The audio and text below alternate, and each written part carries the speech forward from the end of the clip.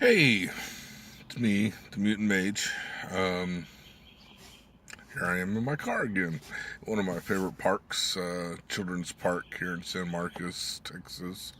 Uh, really incredible place. All wood, gigantic forts, got dragons and stuff all over it. That's not why I'm here to talk to you. I'm here to give praise to Crow. I've had the good fortune of being visited by Crow every morning since I got out of the hospital last week. Um, Not sure why. Um, Might be a renewed commitment to Odin.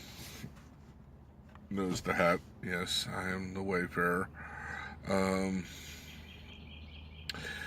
some workings with Mercury. Again, same Mercury, Wotan, Lord of the Crossroads, he who hung upon the trees so that we all may see. Um, Funny thing about Crow. Crow reminds us to tune into the everyday, the ordinary, the natural.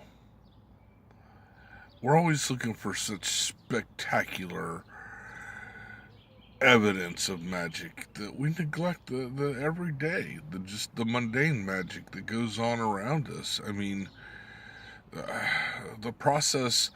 I mean, as much as I hate processed food, okay, let's just throw that out there first. I prefer raw natural vegetables and stuff, but just think of, we all have our vice. I'm particularly fond of fried chicken, although from what I learned in the hospital last week, I need to cut that out. The old ticker's not so fond of the fried chicken as the mouth is. Um, think of everything that has to go on, and I don't want to get in a big discussion about dietary restrictions or ethical treatment of animals or all that. I'm just talking about the process by which a chicken goes from farm to market to restaurant to being my lunch. That chain of what do you call it, commerce is just amazing. And when you think about the fact that you have places like, take a Walmart, take a, I know that's everyone's, Walmart, the bane of all evil on planet Earth. Ah. Stop for a second and just think about the millions of dollars of commerce that's in each and every Walmart, and how every single item went through this long chain from raw material to product available to you, the consumer, on the shelf in a Walmart.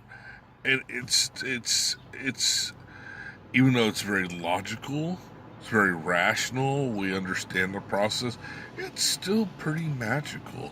It's still very amazing. It's still just mind bogglingly wondrous. And I understand why people love shows like my son does, like How It's Made, or even Mythbusters. These shows that go into the process, because when it really comes down to it, that's what the magic of the everyday is to lose oneself in the process. It's so automatic, we don't even think about it anymore. We just accept that we will go to a store and there will be product there for us, whether it's organic vegetables or super processed, turd flakes. It doesn't matter. We take it for granted that when we enter the grocery store, that product will be there for us. And when you stop and think about how many points along that chain of production where things could go awry or go astray so that you don't get your product, it's amazing that every single day markets everywhere open their doors with millions of products to sell to millions and billions of people all over this planet. And that's just commerce. That's not even talking about electricity or maintaining communications networks, making cell phones so that we can record these messages for one another, producing eyeglasses in China that get shipped to me for absolutely little to nothing.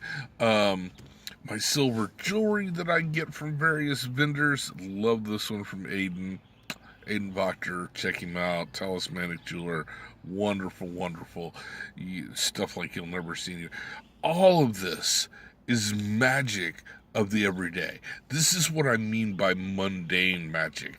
People are they want to do things like call down the gods from the furies of the heavens to strike down their enemies, and columns of fire and hurricanes and earthquakes and a lightning, and they forget about just every day.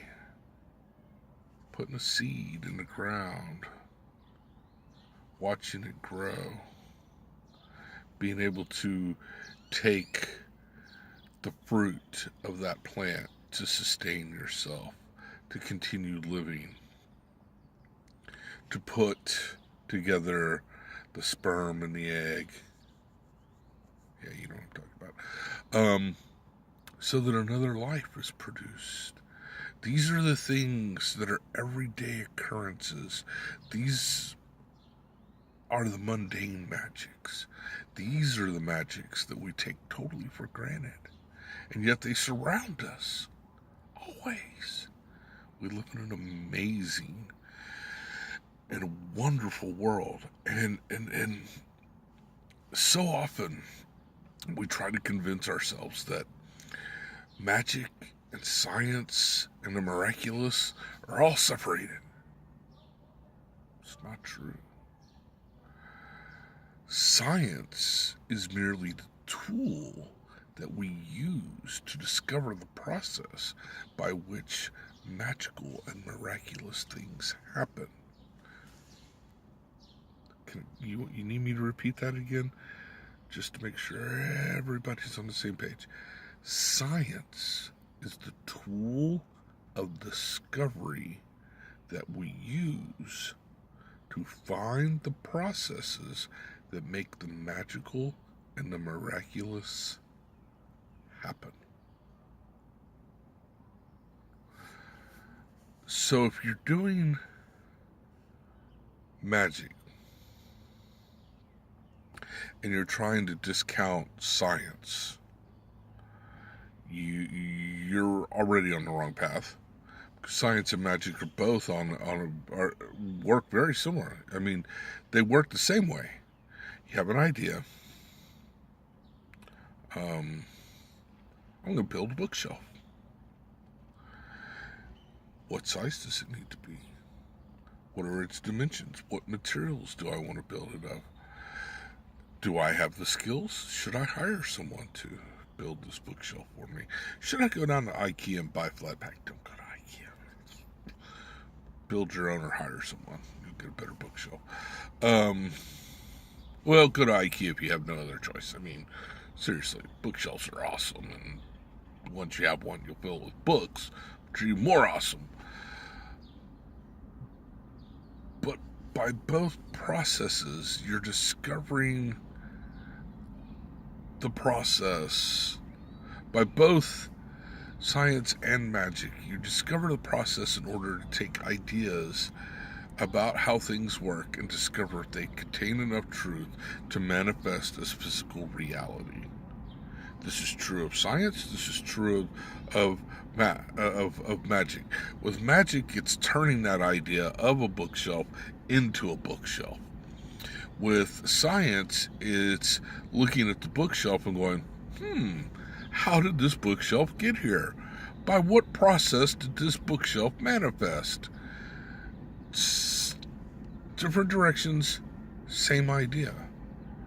Science can amplify your magic.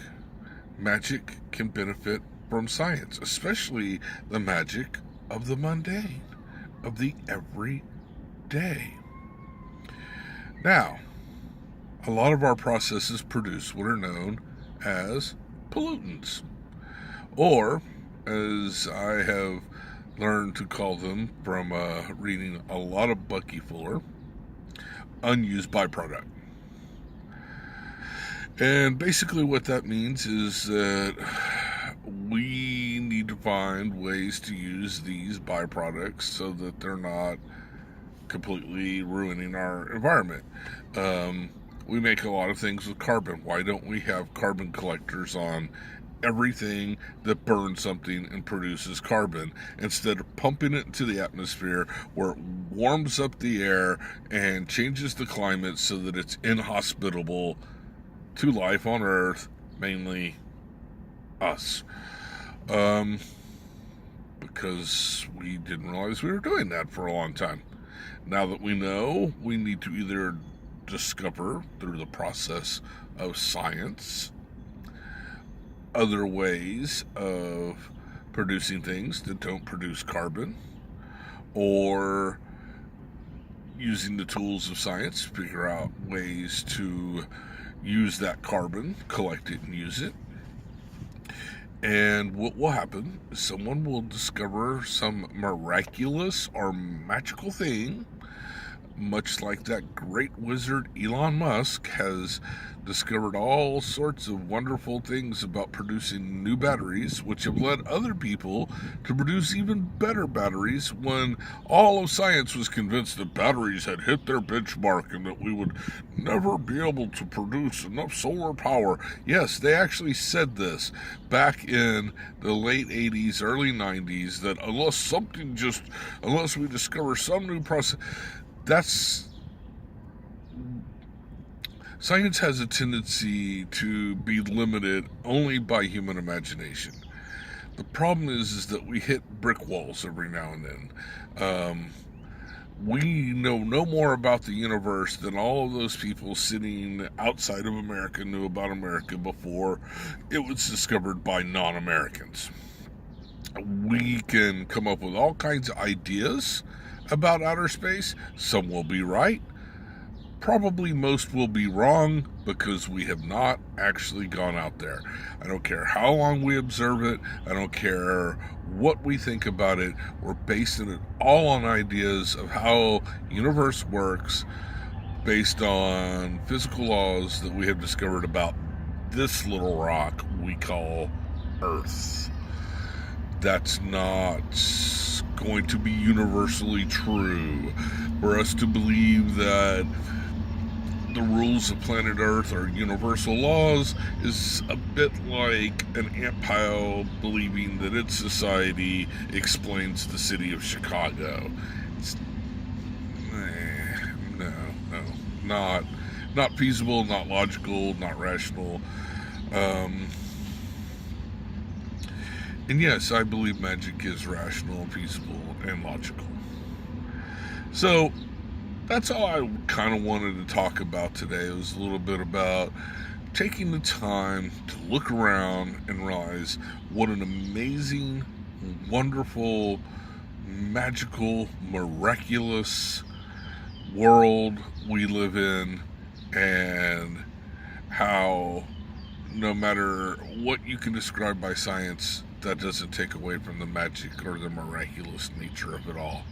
The mere fact that we exist is still a great mystery. We can describe the processes, we cannot describe the how and the why. Thank you. I am the Mutant Mage. I will try to put out one of these little diatribes once a week. Please subscribe to my channel and continue watching. Thank you.